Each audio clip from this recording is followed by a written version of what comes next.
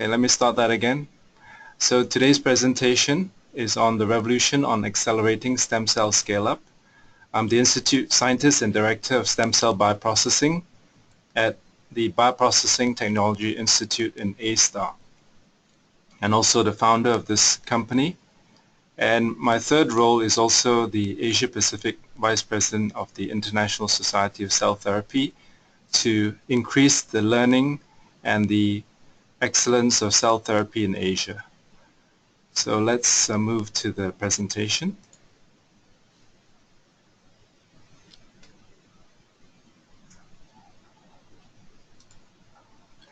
Okay, so the outline of the presentation will cover four areas.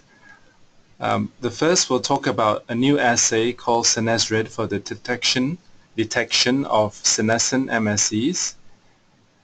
The second will talk about an MSC Production Kit for the production of mesenchymal stem cells in a small scale. The third topic will be about these IPS-Spheres for expansion and differentiation of human-induced pluripotent stem cells, and I'll show several examples. The fourth will be about cardiomyctyes that can be made from this platform that can be used for research applications. And if we have time, I'll briefly cover a new application that IPS-Spheres are being used for, which is reprogramming and selecting for iPS cells. Okay, so far everybody still with me? Right, so first of all, the first assay called SenezRed is a fluorescent probe for monitoring stem cell cultures as you produce the stem cells, as you scale them up. To introduce mesenchymal stem cells is now one of the potential cell therapies that are in late phase clinical trials, and there are already 2 or 3 products in the market for cartilage repair and graft versus host disease. However, to produce these required numbers of cells, technology has to go through several log improvements in production. So at the lab scale, you're culturing cells at T-flask, and you can make maybe a 10-fold improvement in yields. Next, as you go to, say, animal models, you need to produce another 10-fold increase in cells with, say, a multi-layer flask. If you need to go into phase 1 clinical trials, you need to do production in controlled bioreactors like this stack platform or the Terumo system, for example. If you need to move into phase 2 clinical trials and phase 3, you begin to hit limitations. That's when you need to move to bioreactors, and the bioreactor cultures require cells to grow on microcarriers to be able to hit the 1, 2, 3, 4, 5 log improvements in cell yields. So commercial scale is really at this scale, where you're producing 10,000 lots of a billion cells, 10,000 doses of billion cells per run. And the technology that is required is using bioreactors. And in the process of getting through this multiplication, you're going to have potentially aging of your cells. So the cells will senesce through this multiple rounds of culturing. And as a result, we need to find reliable markers to monitor both potency and cell senescence or cell aging. Is everybody following? So what we have to do, therefore, is to develop an assay that can detect senescence. The current standard in the literature is beta-galactosidase assay, where it takes about 12 hours, a multi-step staining protocol, and is not online, not fast enough to monitor cells online. So you get the results the next day. So our group decided to look for live fluorescent probes that can stain for cells that are aging. And we use a library from the collaborator Singapore Bioimaging Consortium and screen many compounds to see which ones could detect age or senescent cells. So the screen involved a primary library where we put in senescent cell populations, proliferative cells population, and then we checked it with thousands of libraries. And when we got positive hits for senescence through this high throughput screening platform, we then tested through a secondary screens other sources of mesenchymal stem cells like bone marrow, adipose, and umbilical cord. Once we were able to determine that the stain could pick up senescence across multiple cell types, we then tested it against senescent markers, tested the dye across multiple passages, and also tested it on microcarrier platforms.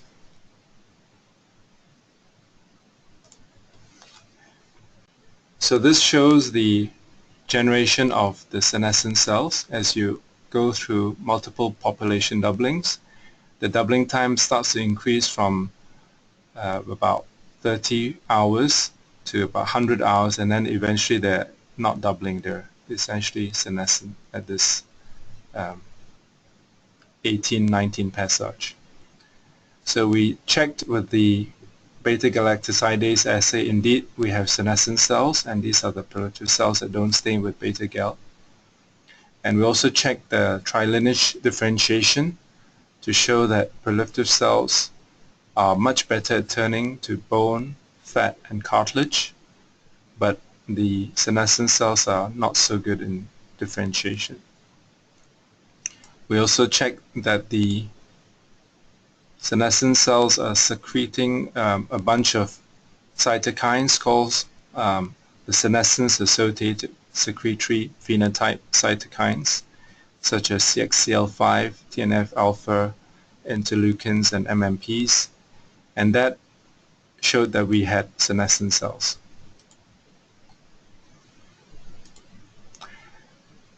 So the dye was then stained early proliferative cells, early passage 6, and then co-stained later on with beta-gal. So as you can see, early stage cells, there's hardly any red stains, and there's one beta-gal stain there, which also seems to be the same cell that picked up the SenezRed dye. Whereas once you're out to passage 27, almost the whole population is picking up senescent cells, which is the beta-gal stain. And if you look, the same cells that are staining beta-gal are also staining SenezRed. And here's a live video to show you that over a period of a few hours, the dye continues to be staining the large senescent cells. You can see here a very large cell unable to divide 2 nuclei, and here's another large cell down here that stains the senescent dye. So they can be used to track cells as they are moving in the culture dish. Next, we validated the senescent dye with umbilical cord, bone marrow, and adipose-derived MSCs. So again, these are the early passage cells, so you don't see any dye staining the cells. These are the late passage cells, and they pick up the senescent dye. Same for bone marrow, early proliferative cells, no dye staining. And late senescent cells pick up the dye. And finally, the adipose-derived cells, early proliferative, no staining, late picking up the dye.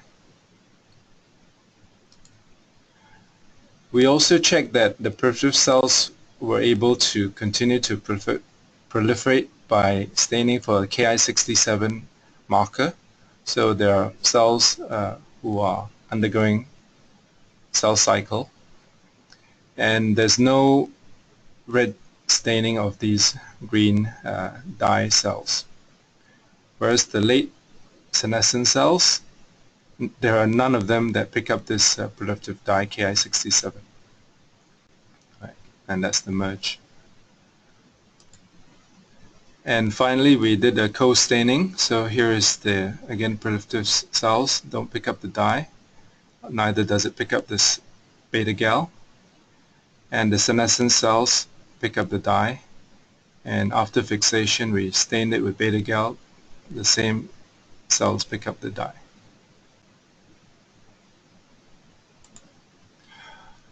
So the utility of this dye is it can be used to QC MSCs in any monolayer cultures, T-flask cultures, and for potentially the cell stacks. And also can be used to QC cells that are cultured on microcarriers. So this is what we used it for. As we culture cells over multiple passages, you can see early stage they're not picking up senescent cells. They're very few, but by passage 17 with this fetal derived cell line, you're starting to see a few cells senescing. And by P22, a significant population picks up as well as P26. And this is the nuclear stain equivalent. If you look at the intensity of the dye stain, you can see it starts to increase total intensity, and this is intensity divided by the cell number, and this is normalized to cell numbers, so the values are lower. So you could say, pick a threshold whereby if the senescent levels are, say, this, you want to stop using the cells, because there's too many percentage population that are senescent. So it could be a QC tool for you to gauge how your cells are doing.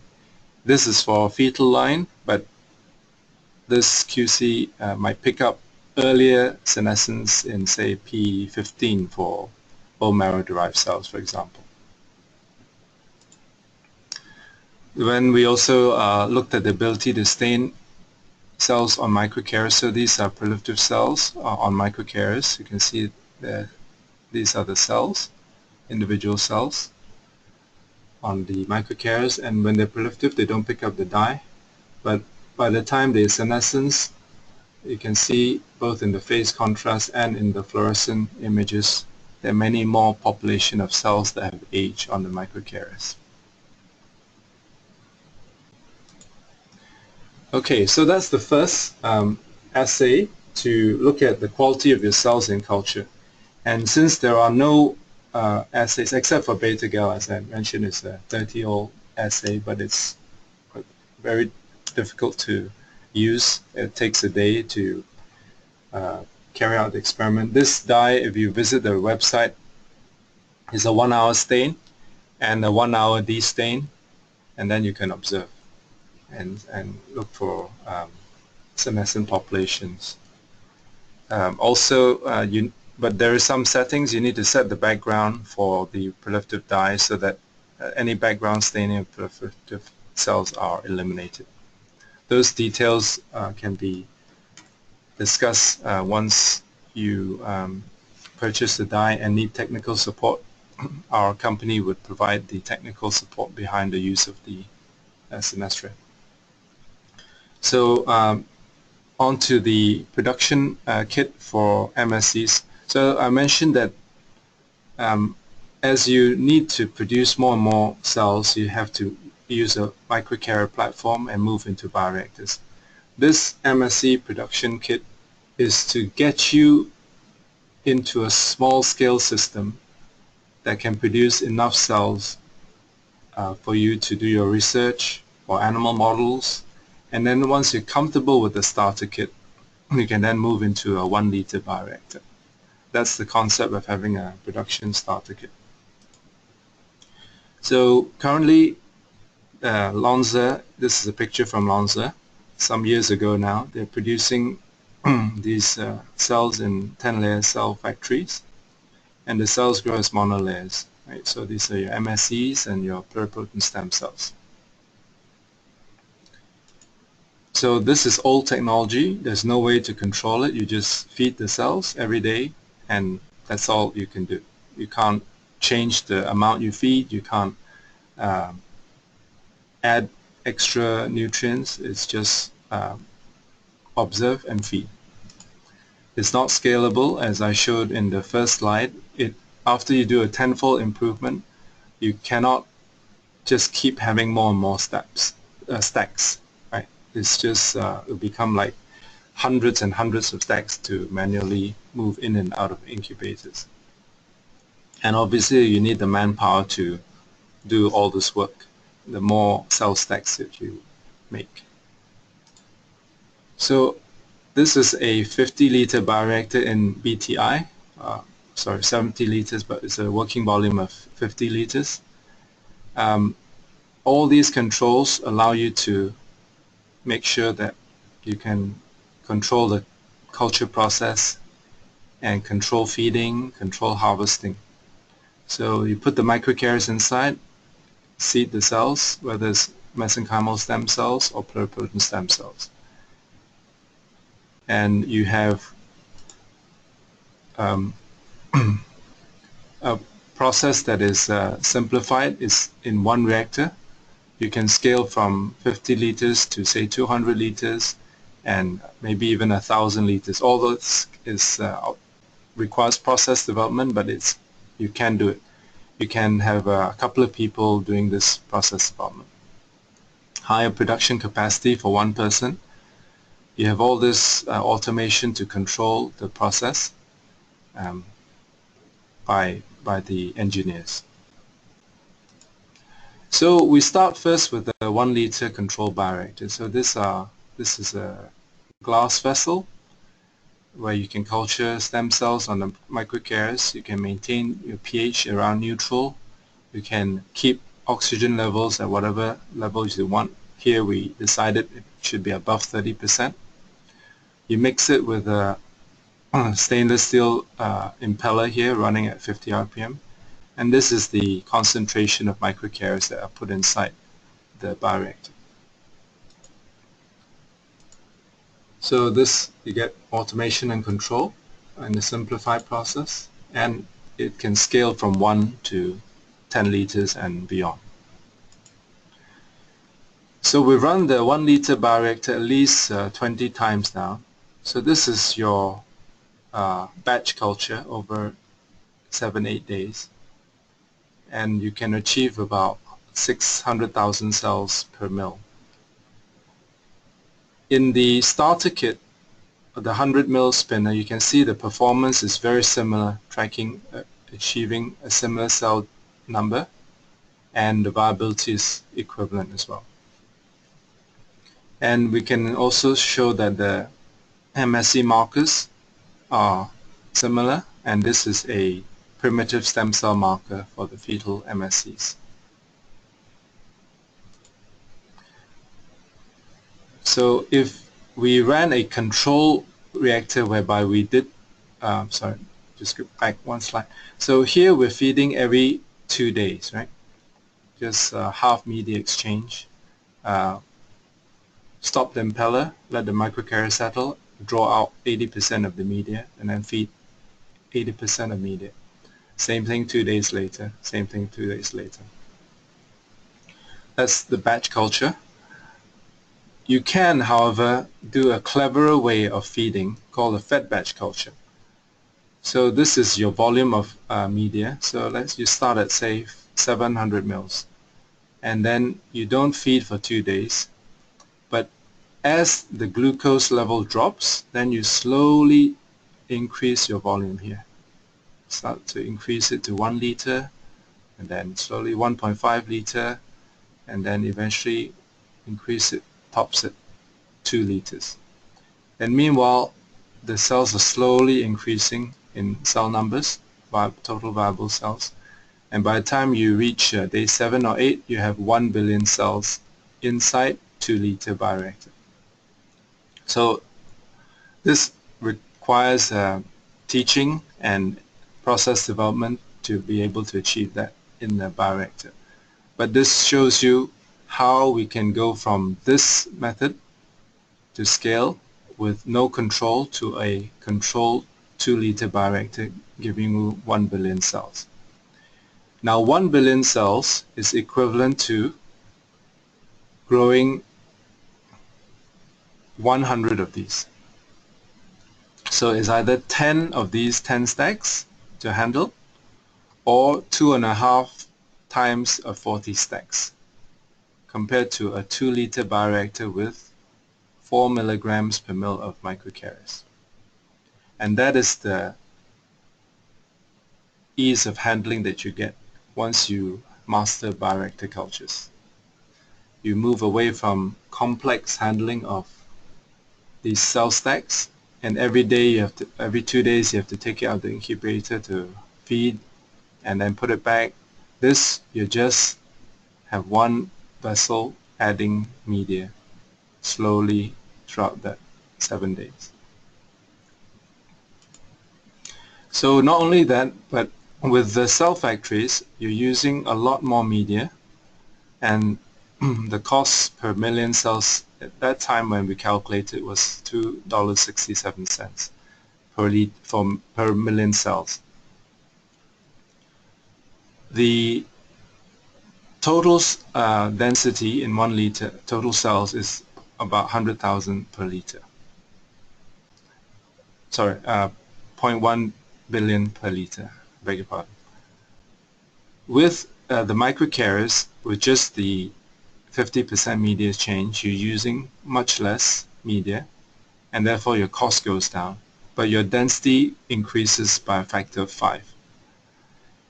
When you run the fed batch culture, which is what I showed here, you're reducing your media use by another factor of 2. Total cost drops again, and your cell density is the same.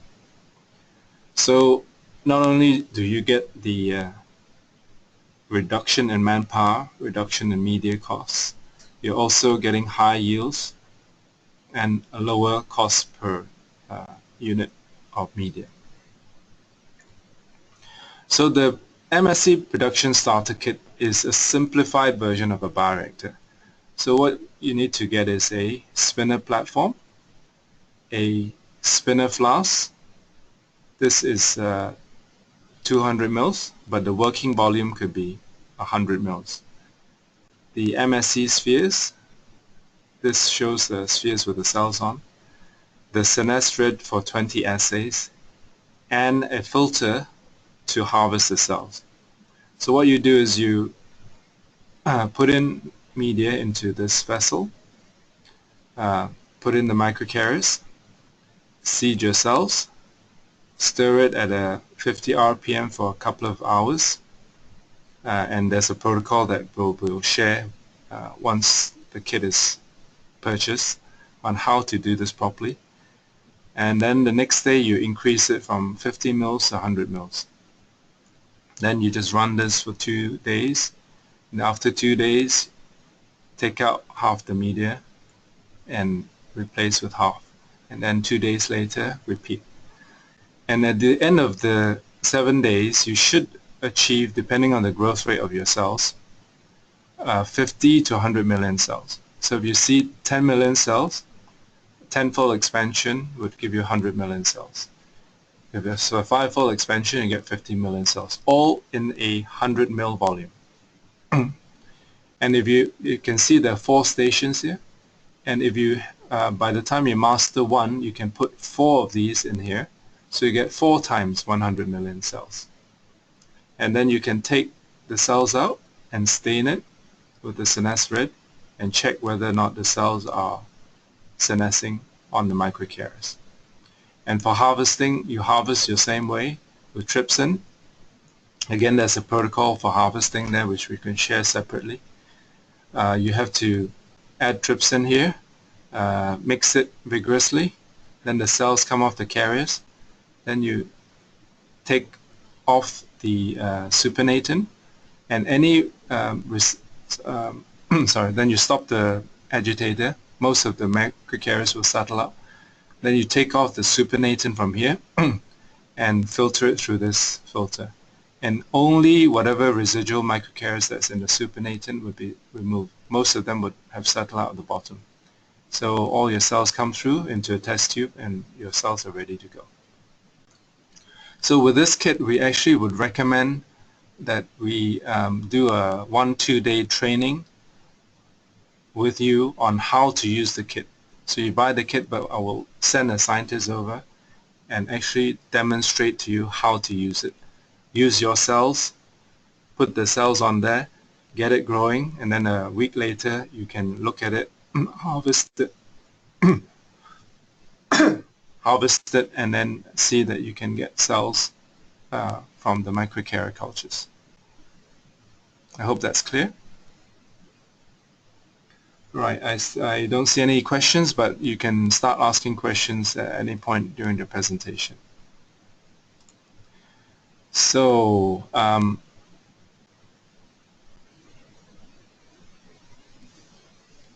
okay, so what's intention? Yeah, so type your questions in the chat box if you have questions. So we will have a list of questions in the chat box that I can go through afterwards.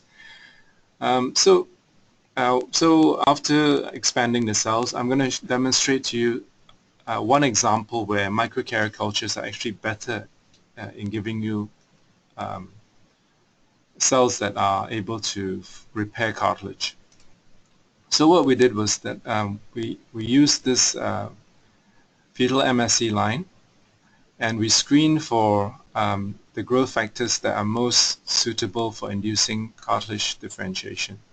Turned out to be BMP2 induced the greatest pellet diameter in the cartilage formation. So these are some other factors. So only BMP2 gave the best result. And this shows also proliferation of the cells at the same time.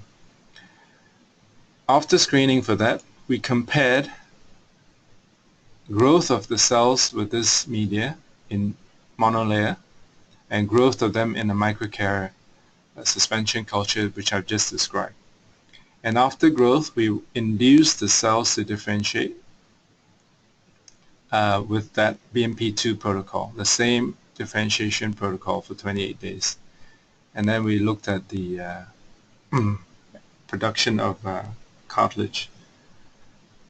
As you can see, in the monolayer culture, tissue culture plastic, the amount of cartilage formed indicated by safranin O and alcyon blue and collagen are much smaller the size. But the cells that had been grown on the spinner culture, and then we made the same pellets, you can see they're much larger in terms of the cartilage formation. So just by growing this particular fetal, or we call them human early mesenchymal stem cells, on a microcarrier platform, when we did the differentiation, they were much better in responding to turning into cartilage. And this was published last year. So this is just the technical data. We can see the pellet diameter actually increases in the microcarrier cultures versus the tissue culture condition. The numbers of cells shown by DNA is also much higher than the tissue culture. Glucose aminoglycan, which is a measure of the chondrogenic ability of the cells, is also much better after growing on microcarriers. And GAG divided by the DNA, numbers of cells, production per cell is also higher. Same with collagen production, and collagen per cell is also higher. Then we tested it with a second microcarrier, and it didn't seem to depend on the microcarrier. Just the fact that these cells grew in a microcarrier environment, we could get better GAG production, again, GAG per DNA, better collagen, collagen per DNA. In fact, in this particular experiment with the second type of microcarrier, the collagen was a bit higher than the first one. Oh, I'm sorry, no. On this 4,000, sorry. So a bit lower. So there is both the benefit of ease of expansion and the microcarrier spinner platform, and secondly, the cells are more potent if you're trying to turn them into cartilage. We also have data on bone, but that was about 2 years earlier. Okay, so now we move on to IPS, and as you know, these two guys, especially Professor Yamanaka, won the Nobel Prize for discovery of IPS cells in 2012. So IPS-Spheres is a technology that we recommend for, again, suspension culture and moving away from monolayer cultures, because it's easy for cell maintenance first, and then later on, if you need to produce more, you can use the same technology. To achieve this technology, we screen multiple microcarriers with laminin coatings and look at cell attachment, spreading, and growth. First on human embryonic stem cells. Then we looked at 10-week continuous culture, and finally validated them in also spinner flasks. So these are the various different microcarriers. You can see most of them are good for achieving 2-hour 80% cell attachment, and this is the way we measured the cell attachment. These are cells that just attach, rounded up, starting to spread, and then they're fully spread. So you can see the cells here, the white dots are the cells, and then the bigger spheres are the microcarriers. So the cells are all stuck onto the microcarriers. What you want to see is that there's hardly any pluripotent stem cells in suspension culture. They should, most of them, 80%, should be stuck onto the microcarriers. Right? So of all these microcarriers, these three achieved the best cell expansion fold after 7 days of continuous culture in agitation. And importantly, they must express the pluripotent marker called TRA160 after 7 days. So after 7 days, the microcarriers are being pulled together by the cells themselves, and they form this cell microcarrier aggregate. So the cells are covering the microcarriers, and they pull them all together as a cluster of cell microcarriers. And these are different types. And because of that, you can achieve a high density of about 2 to 3 million cells per mil in a continuous agitation environment. So a closer look at how the carriers are growing. To achieve more growth, it finds a carrier, and then these cluster of cells will pull them in, and then it provides an additional layer of surface for the aggregate to grow. So it's first start off with, say, maybe one carrier, pulls in 2 carriers, then pulls in 3 carriers and 5 carriers, and eventually several tens of carriers. If you did not mix it, this is what you'll see. You'd see a mass of cells and aggregates all pulled together randomly, and you get this heterogeneous aggregate in a static culture. And because you're not mixing it, the cell yields are lower. However, if you mix it well, you start seeing these regular size, consistent structures, and they're more homogeneous, and your cell yields are higher.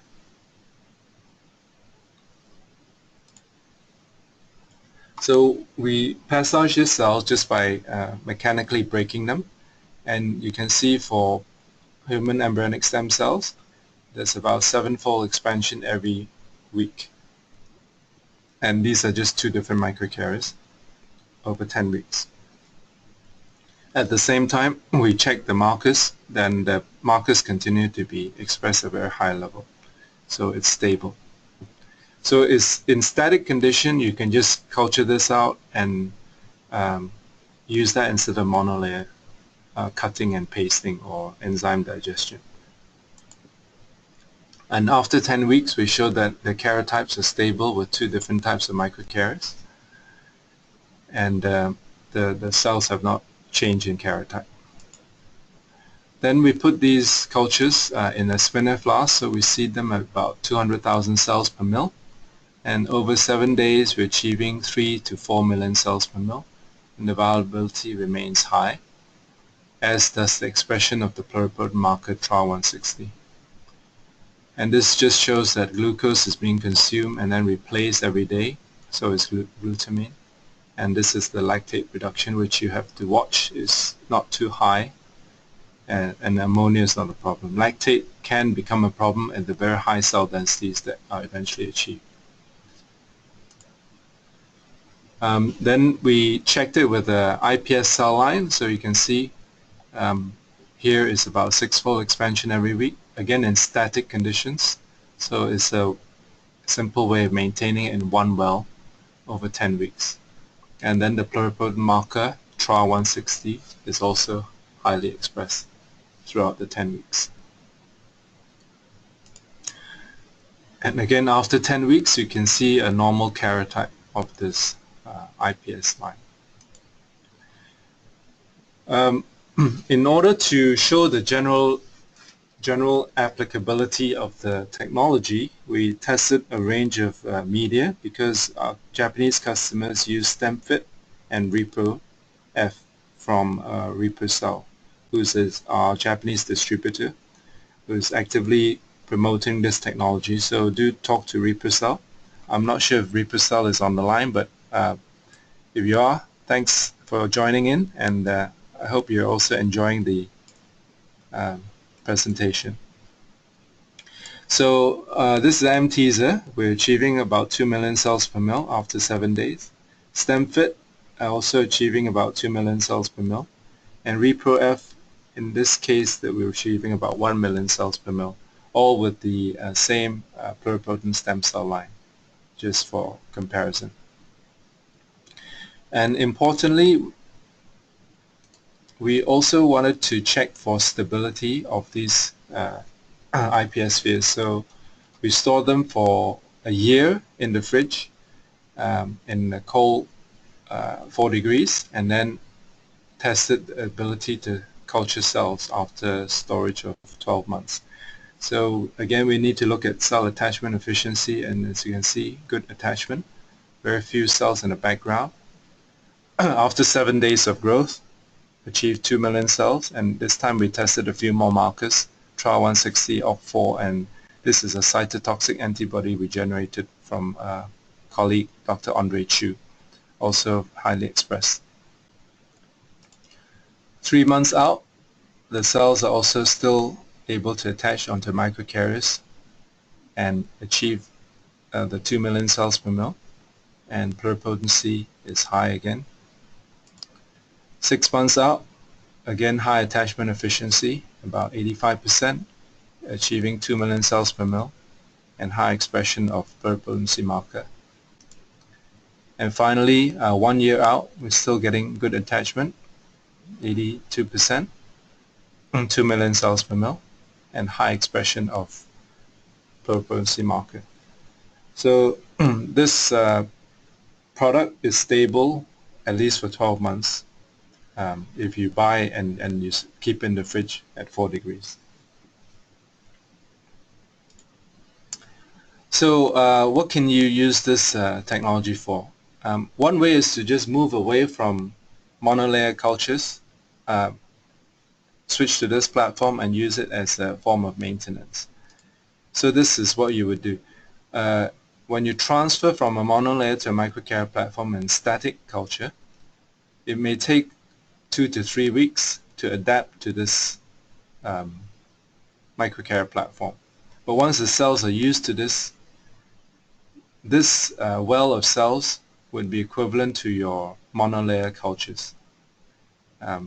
So what you do is, instead of passaging a T-flask, you would passage it in one well of a ultra low attachment plate, one well, and then passage maintenance again the next well and the next well. So routinely you could go out in 6-well plate, ultra low attachment, just for maintenance with static culture. At the same time, from that one well, if you wanted to scale, you take one and then you can split it into 6 wells the next day. Next week. So since you've achieved 2 million cells per mil, you dilute it, say 6-fold, into 6 of these wells with new microcarriers, and then you can a week later achieve 2 million cells per mil in each of these wells. So from a 5 mil well, 1 week, the second week you have 30 mils in a 6-well plate. And then if you choose to go into a spinner platform, you can take that 30 mils of cultures, harvest all the cells, and then seed a 100 mil suspension culture like this. And if you want to go up to the next level, again you do a 1 in 5 dilution, and you could achieve about 625 mils.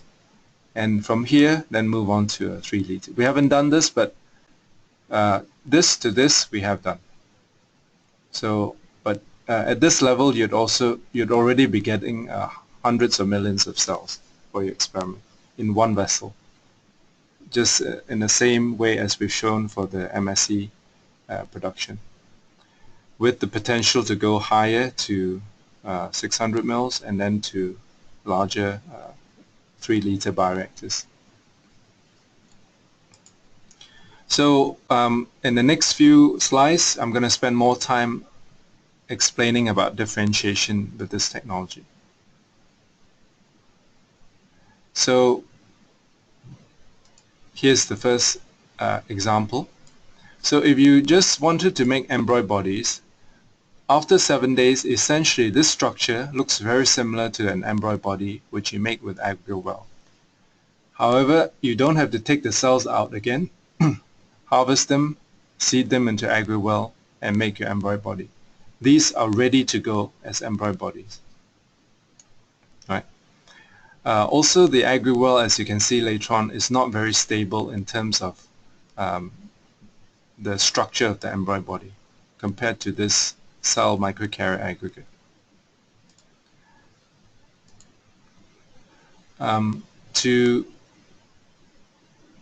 To carry out this protocol I've just described, this is the minimum requirement. You need the protocol, which is on the website, the IPS-Spheres, a 6-well ultra-low attachment plate, your culture media, trypsin, simple 40 micron cell strainer, a shake flask or spinner flask. If you use a shake flask, you need this kind of an orbital shaker that runs at 100 RPM. Alternatively, for those people who are in Japan, we have tested able bioreactors, and you should be able to seed them because they are a bit like the spinner cultures that we showed you for the MSCs, and those are about 30 mil volumes. So you could either do it in a plate that is on this platform mixing, or in the able bioreactor, which has the same volume, or you can put them in a shake flask here, say 20 mil shake flask, and then put it on this platform. So there are multiple ways of doing that. And again, these kind of detailed technical questions we can help you with if you are trying to convert to suspension culture. So after we made the embryonic bodies, we replated them, and we can stain for ectoderm, mesoderm, and endoderm. And these are just residual microcarriers to show that we plated these cells from the microcarrier aggregates. But the more interesting thing is actually to use this platform to make something useful like cardiomyctyes. So this is the first example where we show we've expanded the cells on the microcarrier platform. Then we induce differentiation to cardiomyocytes. So first we grow them to about 1/2 million cells, and then we add in a Wnt activator and then a Wnt inhibitor. small molecule. And you can see eventually they grow to about 3 million cells per mil of cardiomyocytes. And this is the viability, it remains high. So we've done this for embryonic stem cell line and the IPS cell line. And they're both able to achieve over 40-fold expansion. And the amount of cardiomyocytes we make are about 200 million for embryonic line and about 100 million for the IPS lines in a 50 mil spinner culture. Those cardiomyocytes have been tested, so you can see there's downregulation of pluripotent marker, upregulation of the mesoderm and the cardiac mesoderm, late upregulation of the cardiac markers, and upregulation of the ion channel proteins. And when we stain for the structure, these are the monolayer cells and these are the microcarrier spinner culture cells. They also stain for the sarcomeric actinin major light chain and the cardiac troponin. So structurally they're no different. We've also been able to check for the drug-induced prolongation assays, shortening of the QT interval and the lengthening of the QT interval. So functionally they're also okay.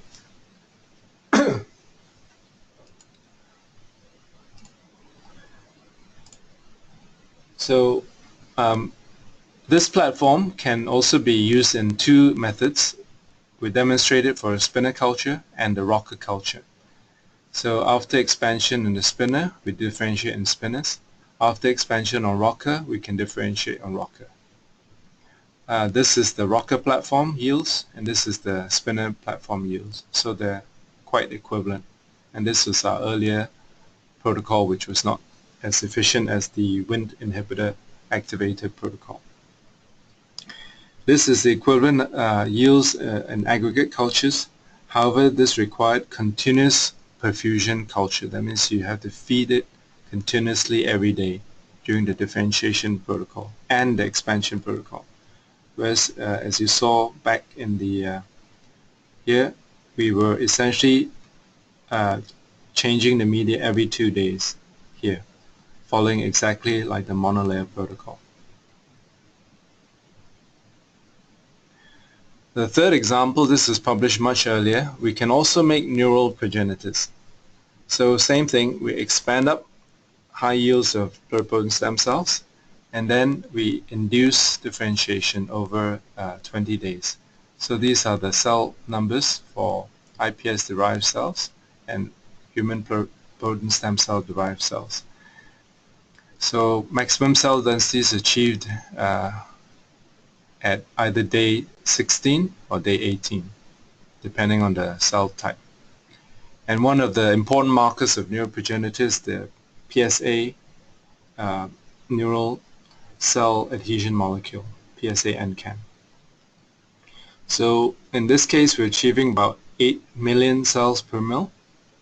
And in terms of the input of stem cell to the output of neuroprogenitor cells, we can see a very high yield of neuroprogenitors per input stem cells. We are able to stain for these the PAC6 marker, which is a marker of neuroprogenitors and nestin, and you can see that the population is well stained. And this is what the aggregate looks like with the microcarriers. And the similar yields was achieved with IPS-derived neuroprogenitors. Those neuroprogenitors, we've also directed them to differentiate to neurons, astrocytes, and oligodendrocytes, just to show that they're still capable of differentiating to the 3 lineages. And they are.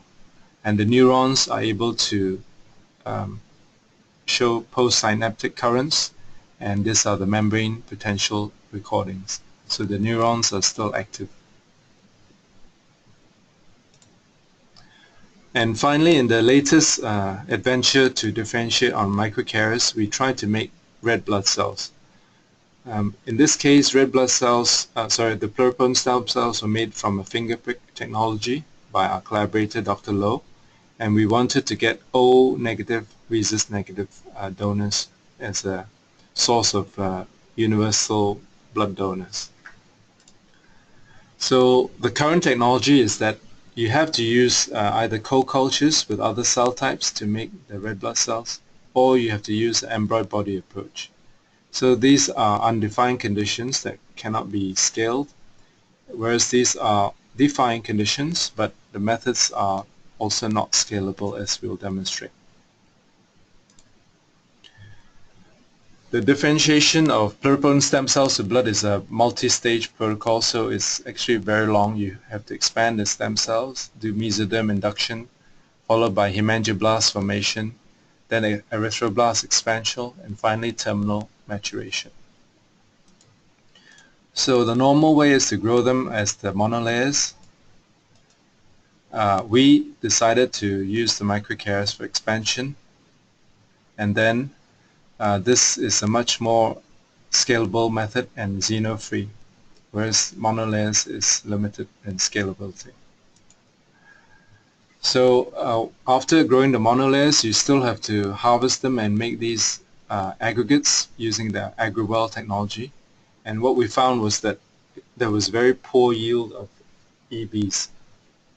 Whereas the microcarrier method, these are ready to go as EBs, and we just induce them to make embryonic bodies. And after 4 days, you can see that the embryonic body actually dropped in terms of cell numbers. This is the starting cell number, and we actually had loss of cells. Whereas this microcarrier EB method had some cell expansion. And these aggregates actually didn't upregulate the mesoderm and hematopoietic markers significantly, whereas the microcarrier EB upregulated the hematopoietic and mesoderm markers during this phase of 4 days expansion.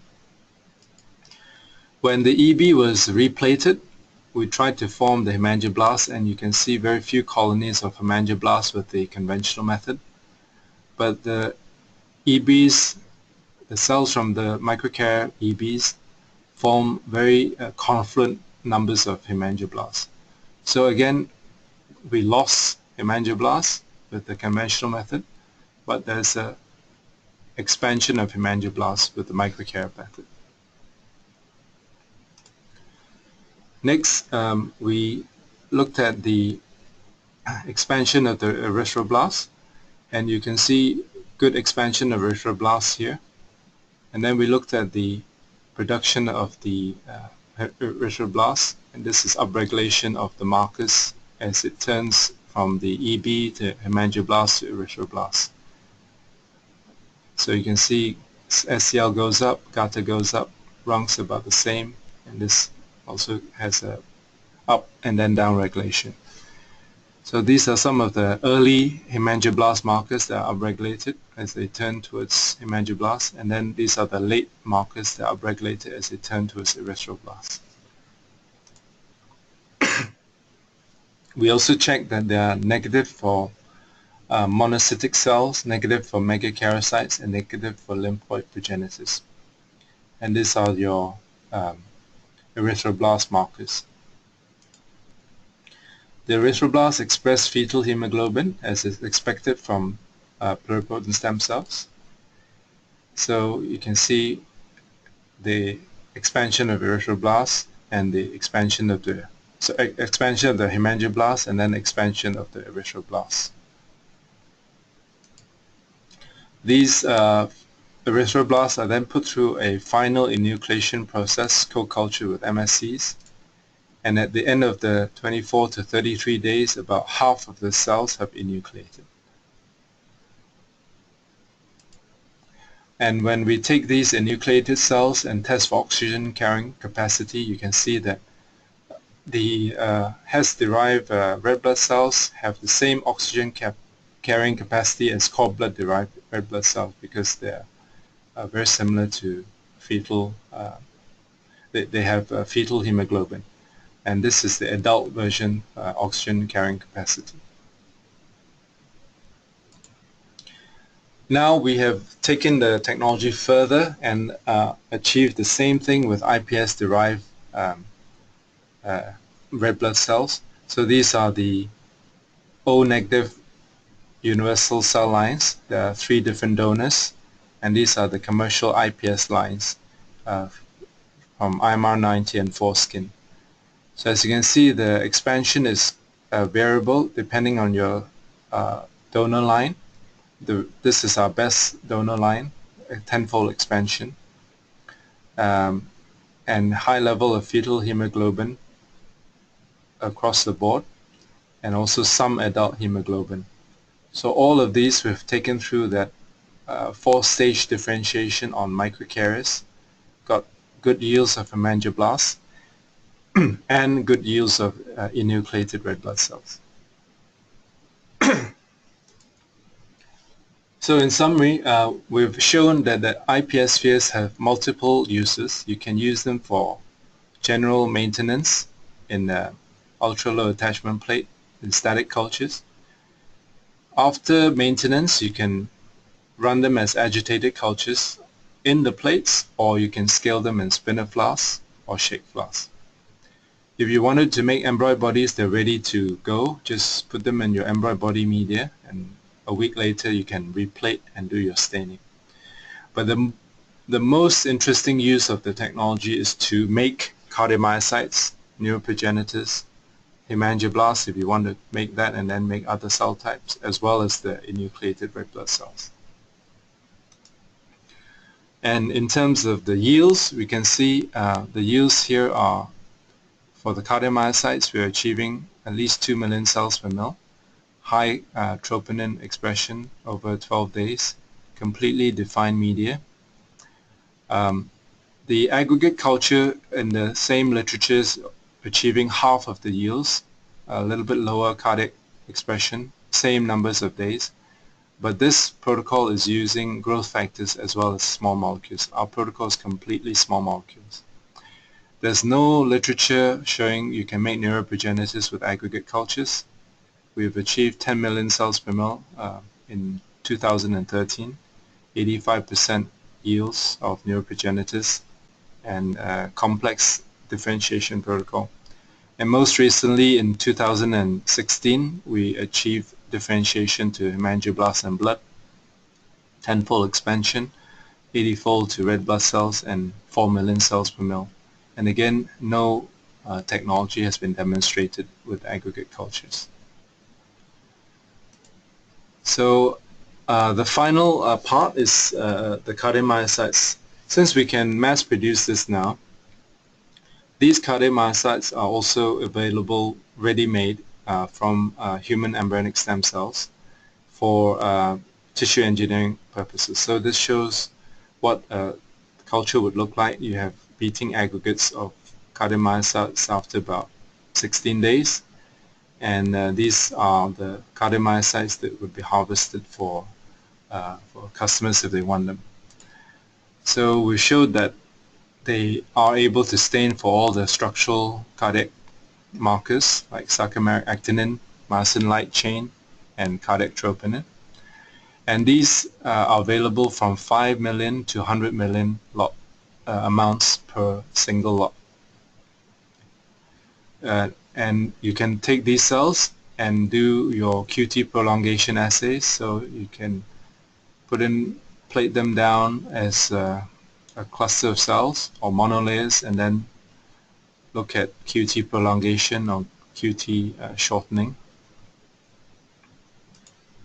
And you can take them and make cardiac sheets. So we made cardiac sheets. Each of these has 20 million cells, and the cardiac sheet is about 1 centimeter across. So with 20 million cells, you can, depending on what protocol you use, can also make your cardiac sheets. And finally, as I said, I'll briefly touch on this.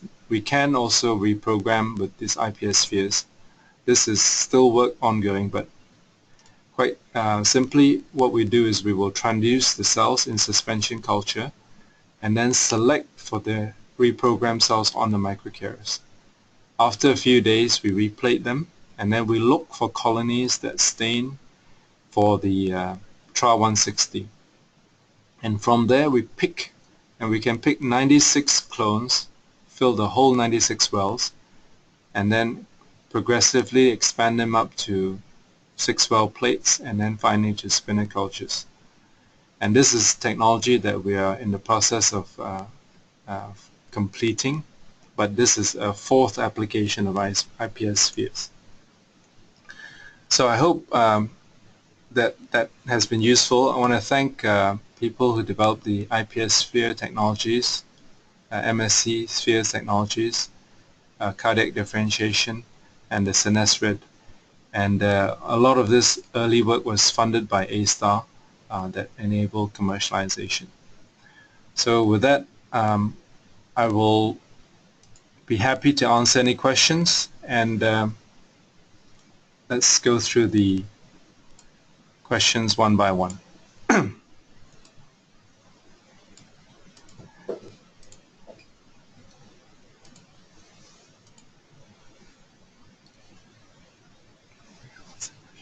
Okay, so first question is, do you have any data on the differentiation from MSCs on microcarriers to other cell types other than chondrocytes? Yes. So the answer is yes, we have also differentiated these cells to bone, and we did an ectopic bone model whereby we implanted the cells on the microcarriers under the skin of rats, and found that the calcium density was higher, again with the cells grown on microcarriers compared to cells grown on a monolayer. That was work, I think, published in 2014 or 2015. So I hope that answers your question. Are there any other questions? There's only one question that's typed up. If you have questions, just go to the chat box and then type your question if you have any.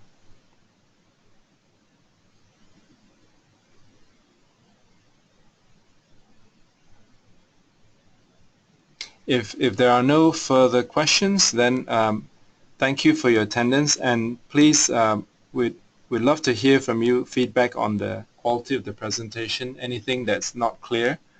If you want us to follow up with you in terms of getting information, please write to info@brilliant-research.com. Thank you very much.